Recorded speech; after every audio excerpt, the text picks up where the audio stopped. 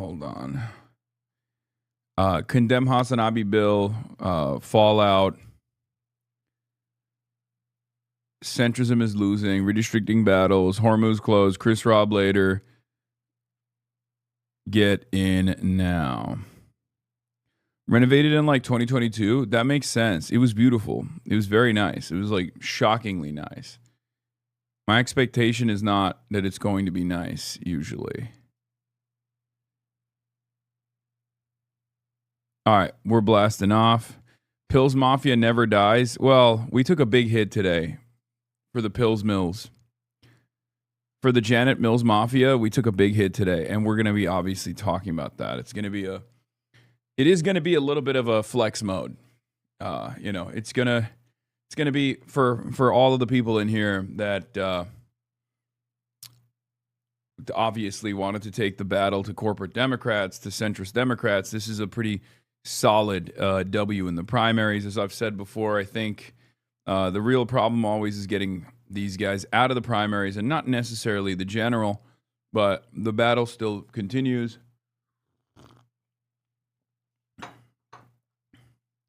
Mods, please ban Hasanabi one-man spam. It's so funny. It's funny every time someone says that. On God, it's funny. Okay? Yes, you are on the broadcast with a man of the cloth, okay? Choose your words wisely.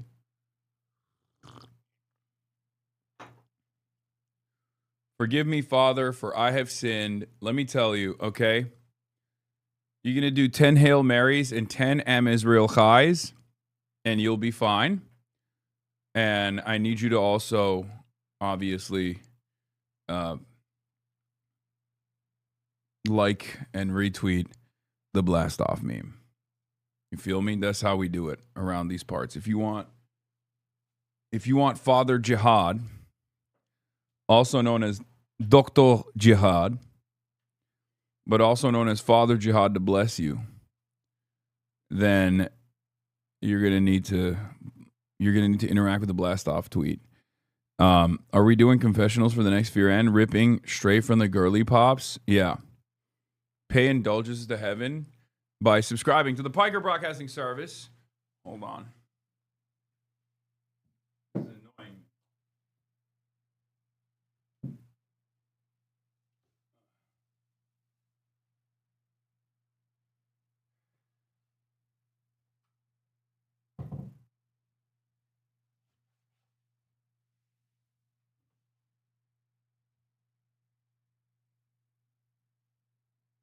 But this is the fit. Look.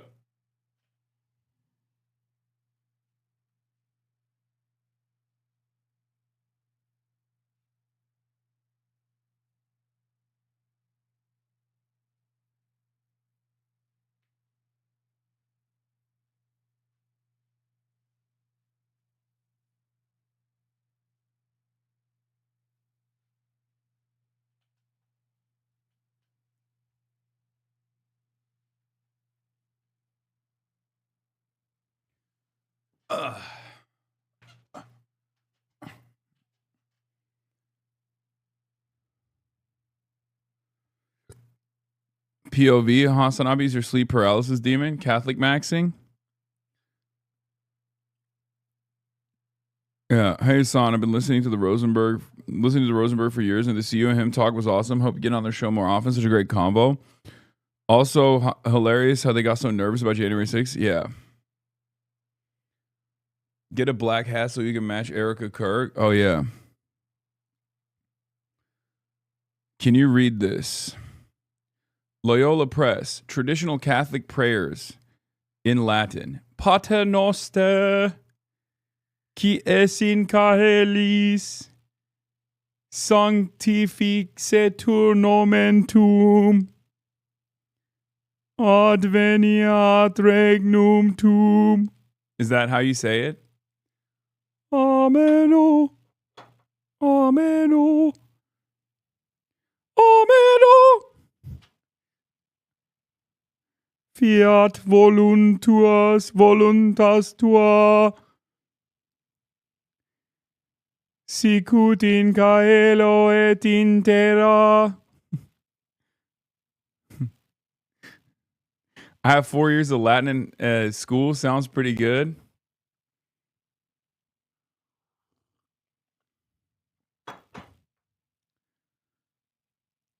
Now Congress can't condemn you without answering the holy Z. Yeah, true. True. I'm Father Jihad now. I went from Dr. Jihad to Father Jihad.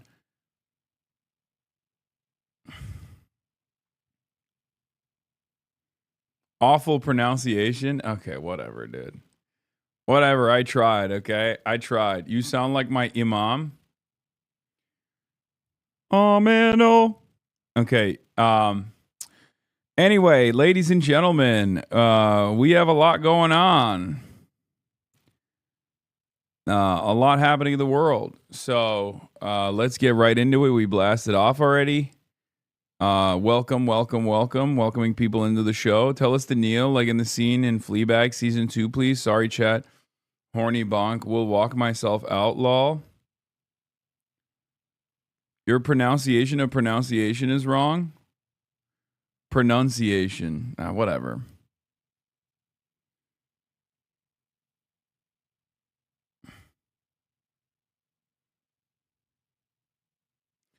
Anyway, we're going to keep.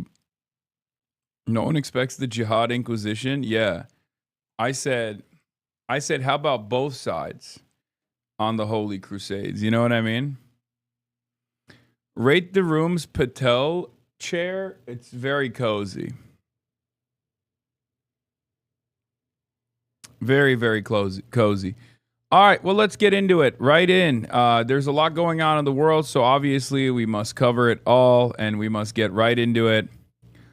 Ladies and gentlemen, our first story of today, breaking news, is taking us to Maine. Many people are asking, are you sore from last night's workout? No. My soreness comes delayed. It'll probably kick in tonight or perhaps tomorrow. In any case, breaking news, Mills Mafia is down. Janet Mills, Pills Mafia, the Pill Mill, Janet Series. Unfortunately, we have lost the candidate that we put all of our effort into, the candidate that we knew had not been a 4-tour machine gunner, Marine Corps grunt, Janet Mills, who, of course, was the ethical choice in this race for all the blue sky liberals and for all the ultra-left Maoist third worldists who actually don't even live in the United States of America in many instances, or certainly think voting is the most reactionary, counter-revolutionary thing you can do. The candidate for all of those people in the Democratic primary for the Senate seat that is currently occupied by Susan Collins was Janet Mills. But unfortunately, Janet Mills is down. Let's take a look. Good morning. We thank you for joining us. We are interrupting your regularly scheduled programming for some major breaking news in Commitment 2026. We're just learning moments ago, Governor Mills announcing that she is suspending her campaign for U.S. Senate after campaigning for the last 6 months. Yeah, and she's citing financial resources here. She says she had the drive and the compassion and the commitment and the experience, she says, to continue on, but she doesn't have what political campaigns require, the financial resources. That's why she's saying she made the difficult decision to suspend her campaign. This is new to our newsroom, too. We have not yet heard anything from any other campaign regarding her dropout, but just getting into this into our newsroom in the last 2 minutes. That's right. Yeah, we're just learning about this. We are reaching out in real time right now to the Graham Platner campaign, as well as the Susan Collins campaign, for comment on this. This was not an announcement, at least that most political observers were anticipating would come today. These two had not met on a debate stage. The governor, of course, was actively campaigning. She was holding a series of events at different locations and speaking. Yeah, it wasn't a lack of funds. Let's be real. I mean, that would be an even more devastating story, ironically enough, because that would imply that the DSCC has no motion whatsoever. and they don't have the coffers to go against a disruptor that is an outsider in every way, shape, and form, that was initially backed by the independent senator from Vermont, Bernard Sanders. So the idea that like the Democratic Party can't even cast aside or can't even secure funds to oppose a primary challenger coming from their left flank with totally independent funding is an even worse story, if we're being real, than the fact that Janet Mills, as the governor of the state, did not have enough genuine enthusiasm backing her campaign. And that's precisely what took place here. Now, the Janet Mills Graham Platner race is an unbelievably important primary, as you guys know. I've covered it extensively. I've talked about it extensively. The reason why it's an unbelievably important primary is because it's one of the few instances where the centrist, corporate-backed Democratic Party power center totally underestimated the opposition and thought, oh, we'll just front load a lot of AIPAC dollars to this decrepit, old governor of the state, and it'll be an easy lock. There's no way that an outsider could potentially coast to an easy victory, let alone 10, if not 10 plus points over Janet Mills in the primary, right? There's no shot. They were wrong. They were wrong. They were unbelievably wrong, as a matter of fact.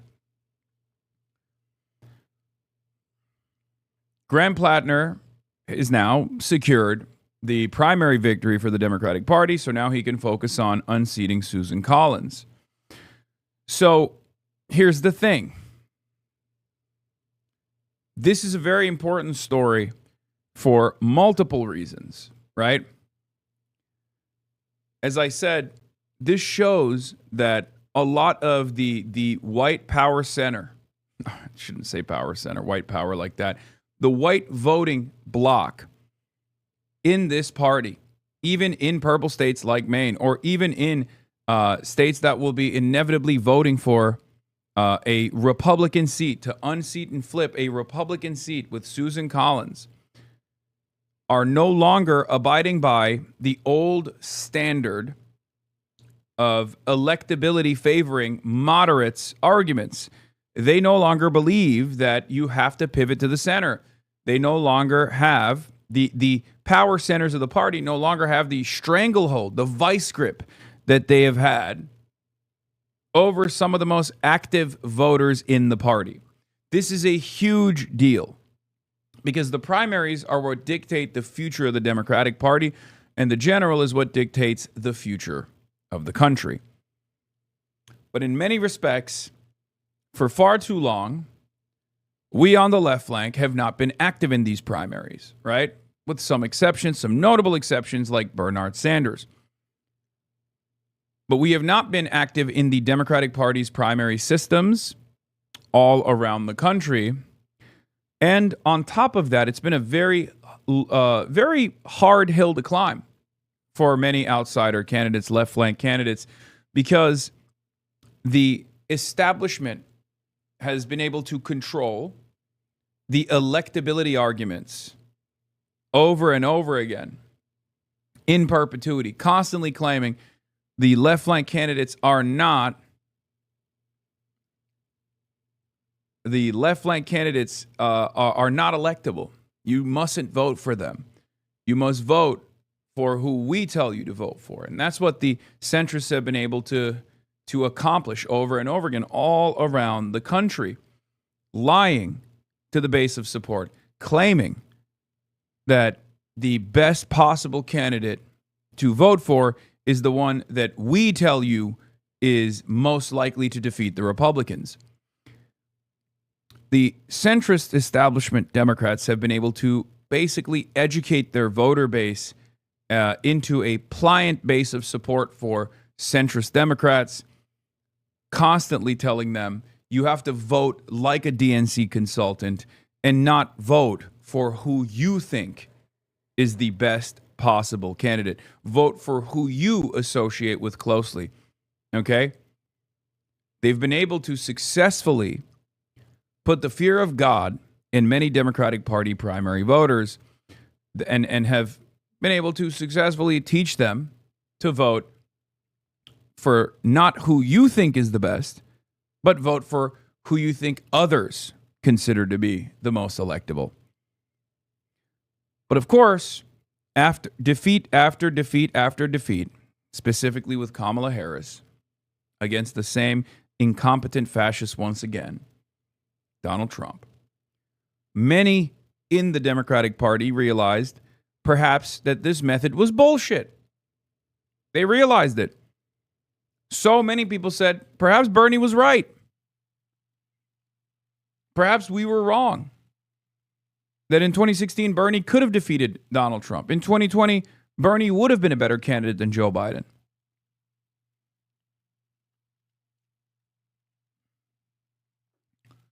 And here we are.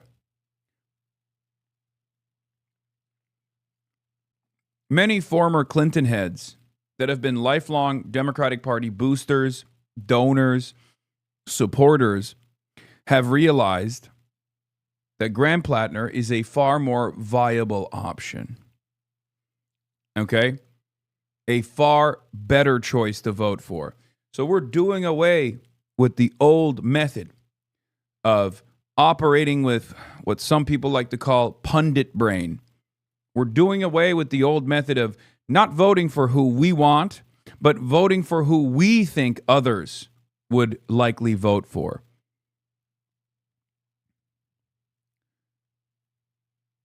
And that's what Graham Platner has demonstrated. Now, of course, the job is not done, right? Don't be so callous as to assume that Graham Platner will coast off into an easy victory. The Republican Party will probably do everything in its power to make sure Susan Collins remains in that seat.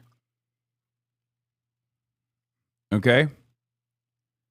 Having said that, however, this is a day of victory. Speaking with voters, it comes after as well recent polls. There were at least a few of them which showed that Graham Platner, the political newcomer here in Maine, that he was generating more support, at least according to those polls, than the governor was. Yeah, and the statement that came into our newsroom too, the governor basically just expressing a lot of gratitude for Maine. She said in her campaign she recently traveled all the way to the north of the state, met to Madawaska, down to York, across the state, saying that she is extremely grateful to the people of Maine, saying, I love you. I will continue to fight for you relentlessly as governor. And for the next 8 months, she'll work hard to stand up for what's right and defend the Constitution and preserve our democracy. So again, if you are just joining us, we are bringing you breaking news that Governor Janet Mills has dropped out of the race for U.S. Senate seat. She was scheduled to have a debate here with us next week with Graham Platner and the other candidates for Senate too. So obviously she will not face him on a debate stage. Graham Platner has been holding events in many corners of the state, and through his reporting and our coverage of events like these, he has been drawing significant crowds to events like that. Governor Mills has had more controlled environments, more intimate settings with her supporters in the process of this campaign. She was viewed by many as the more establishment candidate. She was recruited to run and had the support of Senate leaders like Chuck Schumer, as Graham Platner has not received. This is a huge deal. This is a huge deal. Don't let anybody act as though this is not a huge deal. Even in my most skeptical moments with Graham Platner, looking at his background, looking at what he's done, what did I keep telling you? That the silver lining here is the fact that regardless of the red flags that he has, for my estimation, it's very clear that the main base it does not care about those things. As a matter of fact, they might even see it as a benefit, the fact that he was a machine gunner and things like that. Give him an opportunity, give him a lot more legitimacy, a lot more credibility to speak on issues such as war. Many of you said his sentiments, his anti-war sentiments are not to your liking because many of you refuse to grade politicians on a curve, and that's obviously always going to lead you into disappointment. But the reality of the matter is, as I said over and over and over again, that these sorts of things that in the past, the things that he was advocating for, the things that he's still advocating for, like Medicare for all, saying, that he's anti-Israel from the start, being promoted by Bernie Sanders, off the rip. Like these were all early green flags for the Bernie-crat wing, for the left flank candidacies that are propping up in primaries all around the country. So every single victory of this sort is going to be good. Okay?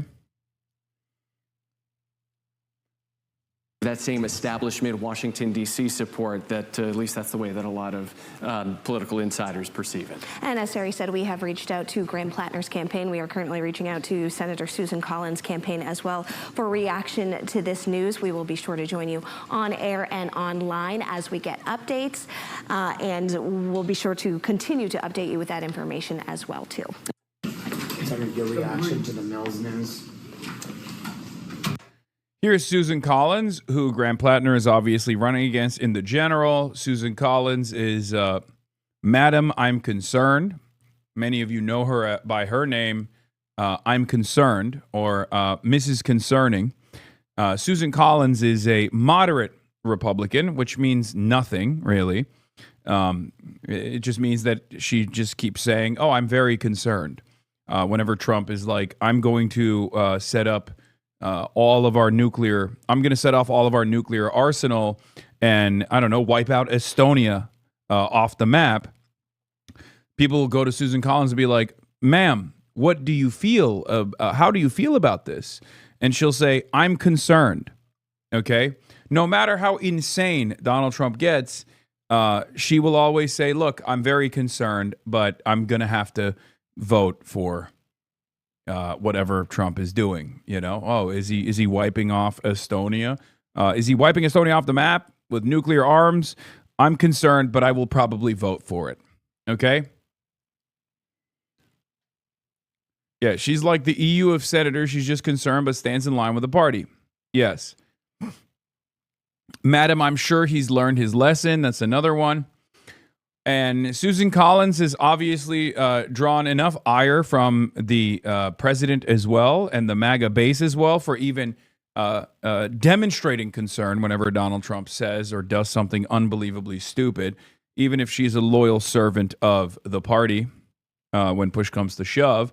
So she's in this unique predicament and most likely will lose her seat. This is a Republican seat, so this will be a flip.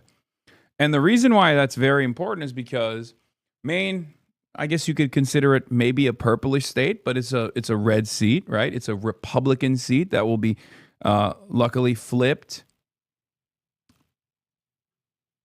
blue. And what's really interesting about that is that this goes against all of the previous established commentariat talking points.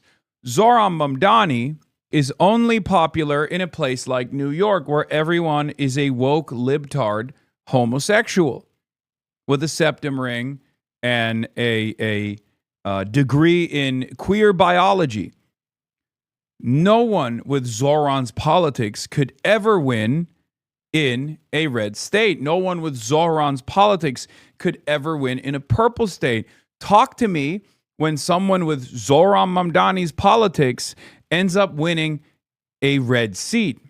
This is what the reasoning has always been from centrist Democrats, claiming that people like AOC, people like Zohran Mamdani, people like Ilhan Omar, Rashida Tlaib can only win in deep blue areas. Okay? Deep blue areas where the electorate resembles gender queer English major that is getting an education in a liberal arts college with 150 other people. Okay? That's not the case.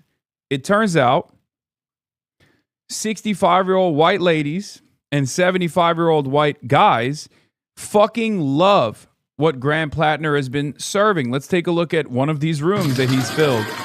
And these are rooms that he has filled all around the state, mind you. Graham Platner famously has traveled up and down the state of Maine, going into towns with like 100 people and selling out 1,000-person arenas. He has this incredible capability, walking like a chud and thinking like a woke, where he's capable of filling up rooms and arenas in towns where there's just more people attending his speeches than there are people in the fucking town.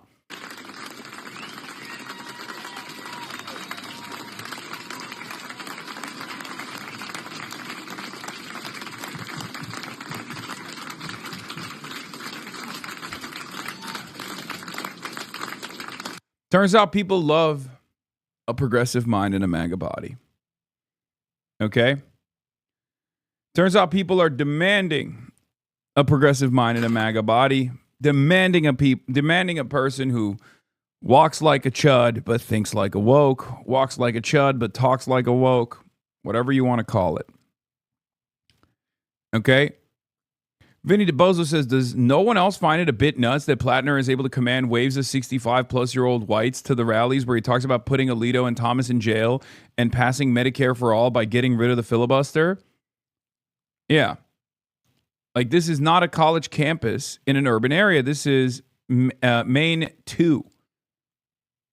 Now, people will still do their very best to confirm their priors. Okay? You're going to see a big race by the Matt Iglesias constituency, the commentariat that is getting paid by billionaires, millionaires, and the corporate lobbyists to constantly fucking feed that slop over and over again. The idea that, you see, this victory actually doesn't do anything. If anything, it confirms my priors. That's what they're going to say. I'm sure they've already started to say this, and we'll take a look at what they have to say in a moment. But let's get back to Susan Collins. Madam Concerning. I'm sure this was a very difficult decision for Governor Mills, and I wish her well. She has devoted her life to public service in the state of Maine in many different capacities. She has serve the people of our state, and I'm sure this was a hard decision for her. Will Platner be easier to beat in your view? I'm not going to get into the November election at this point. This is the governor's day, and I think the focus should be on her and her wanting to give her message to the people of Maine. A lot of Democrats believe that he has the energy on the left. Does he bring a lot more energy than she would have as a general election candidate? I'm not going to get into playing pundit in this race. This is the governor's decision. I'm sure it was very difficult. She spent decades in public service. She served as a district attorney, as the attorney general, and as a two-term governor of the state of Maine. We have worked well together in the past, and I'm sure we'll continue to work together for the remainder of her time in office. What's your strategy going forward? Thank you. Do you think Schumer misread the electorate in Maine? Governor Mills has dedicated her career to this beautiful state. We're all eternally grateful for her service to the state of Maine as governor and her lifelong career serving Mainers as attorney general, as district attorney, and in the legislature. We both got into this race because we knew how critical it is to defeat Susan Collins. And her decision today reflects a commitment to that project. I look forward to working closely with her between now and November to do just that, to defeat Susan Collins and turn this seat blue again. The race has never been about me or really about one person. It's about a movement of working Mainers who are fed up with being robbed by billionaires and the politicians who own them. So Graham Cooks, again, obviously walk like a chud, think like a woke, but Of course, Graham Platner does the graceful thing, the gracious thing. Okay, what is this? Platner looks different in this picture. Graham Platner, Zohar Mamdani, and Hasan Piker are officially the future of the Democratic Party. These are written in a way where I can't even tell if this is like a pro piece or an anti piece. But given the overwhelming majority of the unbelievable, like an unbelievable barrage of hit pieces, I suspect that this is just probably another one of those things that's like cautioning the Democrats for making a big mistake.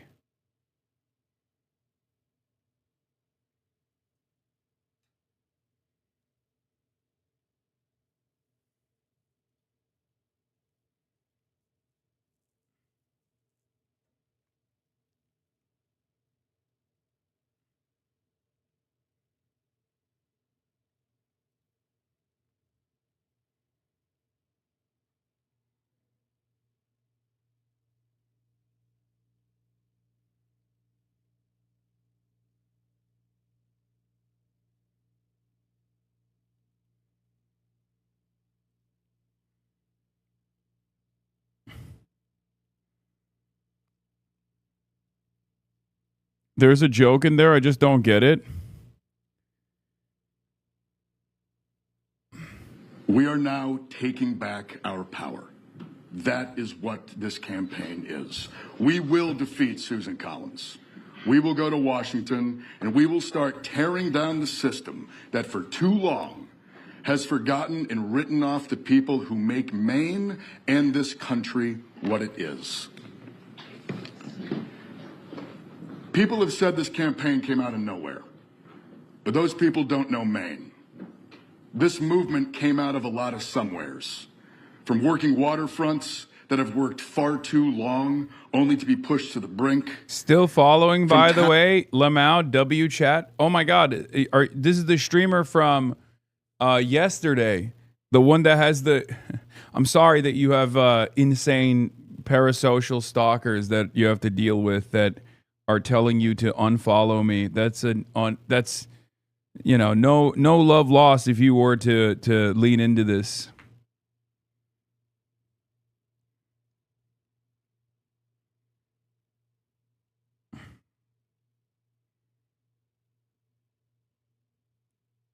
But you have it 1,000 times worse than I do. I'm all good. I mean, yeah, I eat it from every end, you know.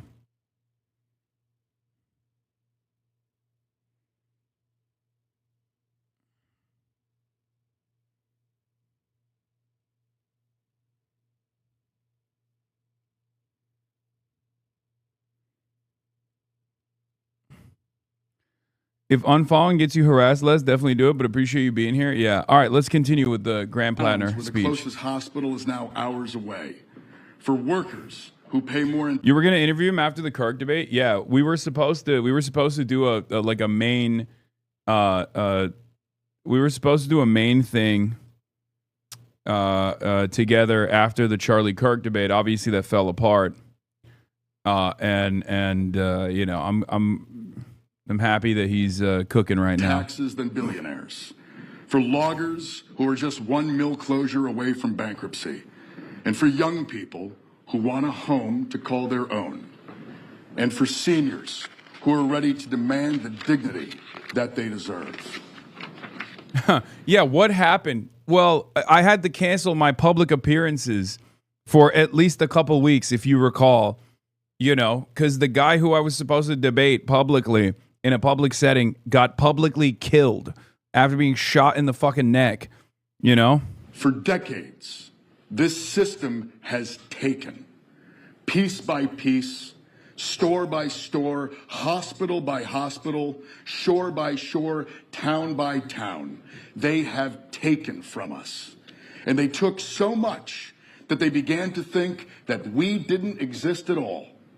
But they don't know Maine. They don't know the power that we have here. And we are taking back what is ours. Everyone who's come here today to endorse me, it is an absolute honor to have you here. I very much recognize that the project that we are engaged in, this is just a continuation of work that has happened for a very, very long time. And so to everyone who's here, I really want to say thank you very much. And thank you for all your work, all of these years, building the foundation that we all get to build on now, to build a state and to build a country that represents the people who build it. Thank you.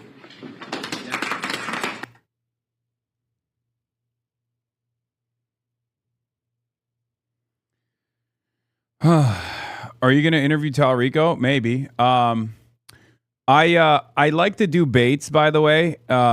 So I want to cover one of the little baits that I did earlier on my way on the train to Philadelphia.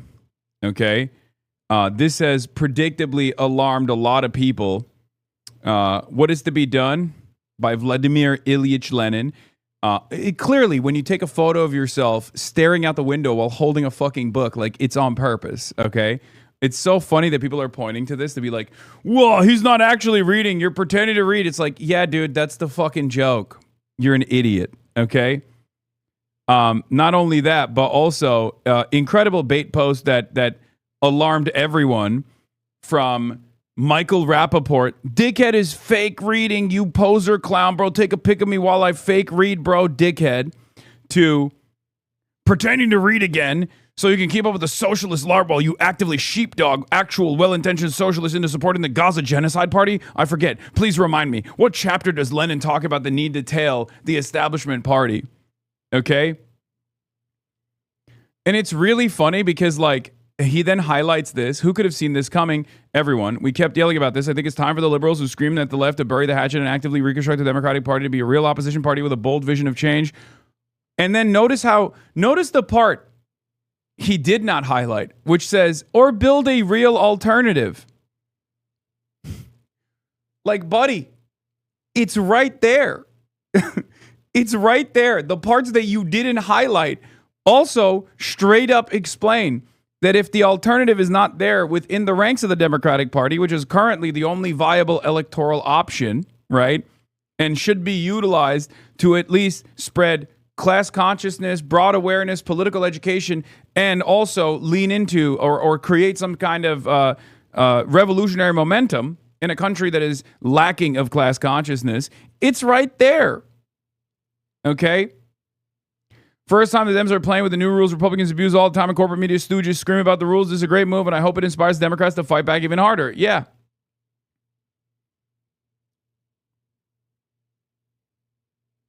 And then it's a compilation of all of the DSA candidates that I work with. Like, virtually all of these guys are DSA. Virtually all of them, with some exceptions. But the overwhelming majority are DSA.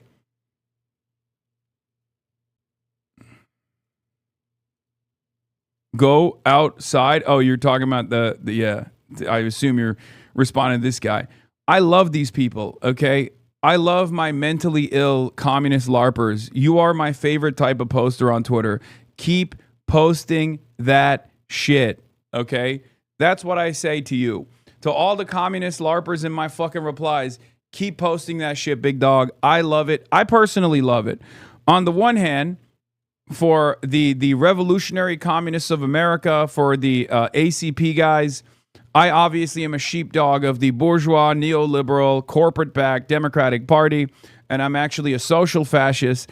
And for all of the actual social fascists, I am an authoritarian Marxist-Leninist, okay? Who is not pragmatic at all, who doesn't understand how to fight Republicans, who doesn't care about fighting fascism at all, and wants to rebuild America in his own vision. Shannon Watts, of course, author of New York Times bestseller Fired Up, an organizer who started off as, one of those Moms for America, not Moms for America, but like a anti-gun violence activist who then now has become the number one supporter of Israel for some weird reason.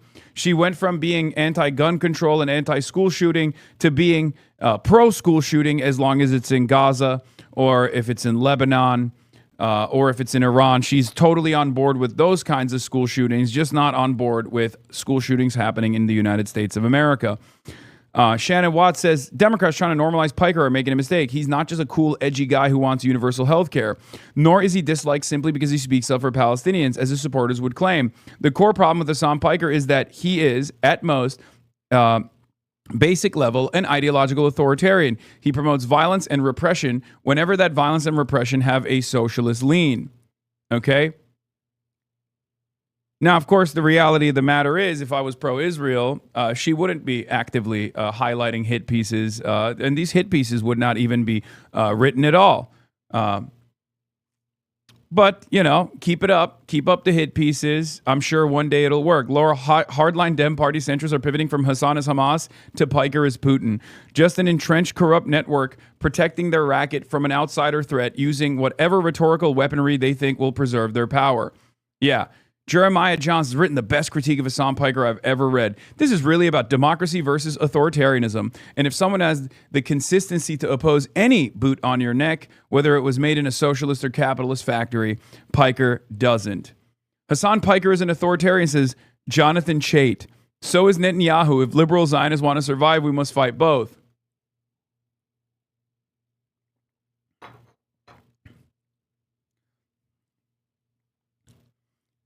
It's very funny.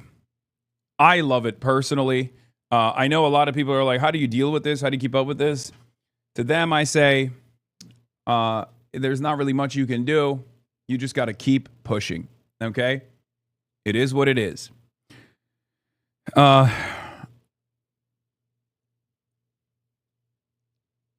Yeah. Joe Biden both accused China of genocide, then kept boasting about his relationship with Xi. Trump let China have some of our most advanced chips. I don't get why Hasan Piker is the issue with China. Our own government practices appeasement. I said I'm doing it foreigner style.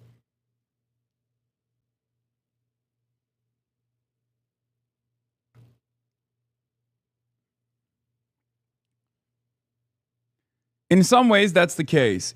But the reality of the matter is, it's because they are... Are your dumbass ops trying to call you pro-autocracy because every seat of power is definitionally authoritarian? Yes.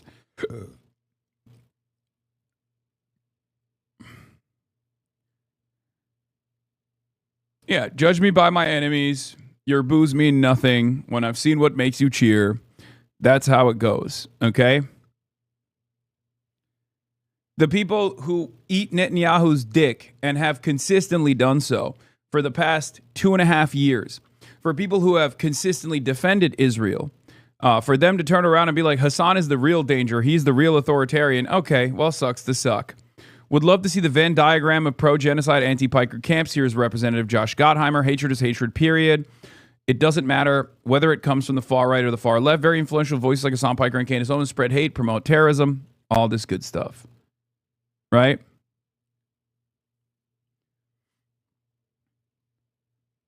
Yeah, authoritarianism is when you demand that mega corporations don't slaughter people with its routine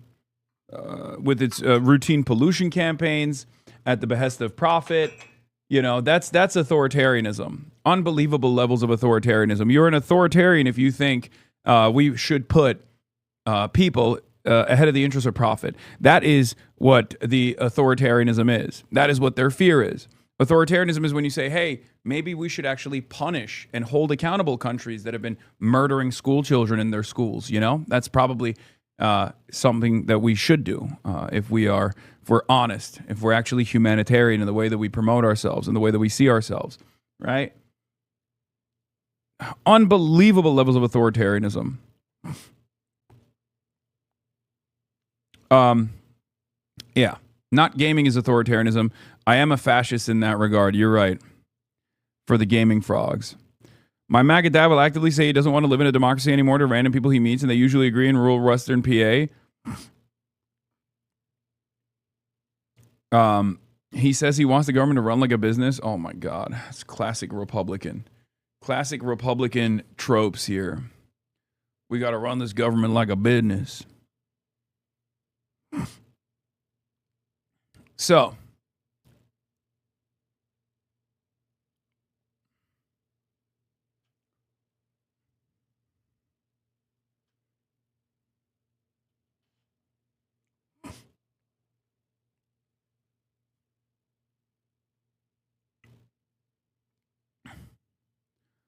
But yeah, corporate media has been going crazy mode. 17 articles written. The New York Sun, House Bill calls out Hasan Piker, Candace Owens for fueling hatred of Jews. National Review, micro-looting, still talking about that. National Review is still... Elite leftist influencers think political violence is cool now from the Wall Street Journal. Sky News Australia. Hasan Piker tells Sky News Rita Wala... It's time for Lefties. Oh my God, wait, what the fuck? Hasan Piker tells Sky News Rita Panahi to focus on dingoes and wallabies.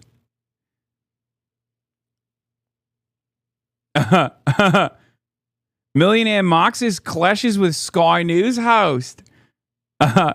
Wait, why is she posting that? It's just a self-own. That makes no damn sense. And then is she going to have Josh Hammer on again? Usually that's what they do.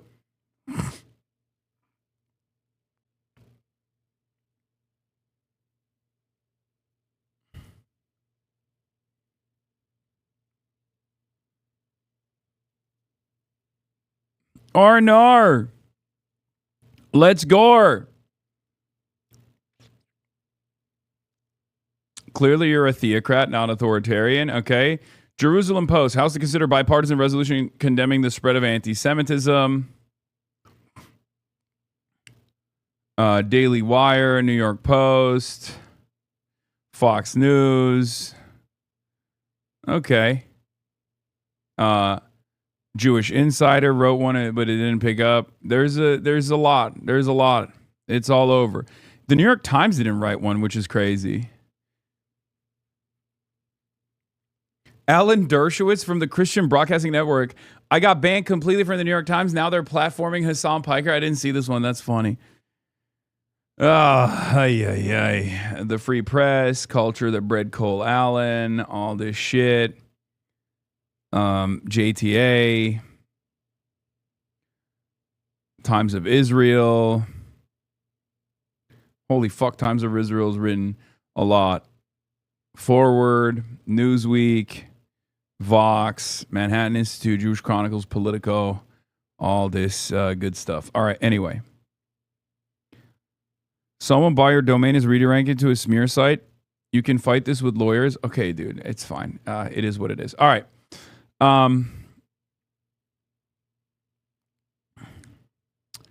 So, you know, that's where we're at in the smear, on the smear side. But I did find it very funny, you know, because the GOP is sending him via sealed train to Maine to undermine the Democrats. And then this guy goes, should have been photographed performatively reading this. Would have been both funnier and confused a lot of people. Why would it confuse people? Why would this confuse people? Like, it's seemingly confusing to you what I'm doing there, which is, you know, deliberate. It's by design. This would be also in line with my beliefs. I like that Tyler Austin Harper, who acts as though he understands like fundamental Leninist critique, and then acts as though I would be one of the people being called out in left-wing communism and infantile disorder. It's very, very stupid.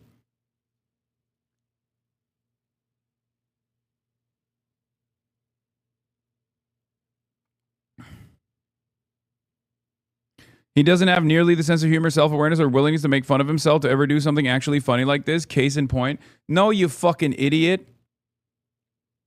It doesn't make sense because it would be in line with this. It would be the exact same thing. Oh, God, whatever, dude. It's just people throwing Marxist terminology around without understanding what it means, without understanding the nuances and the different the different ideological tendencies as well.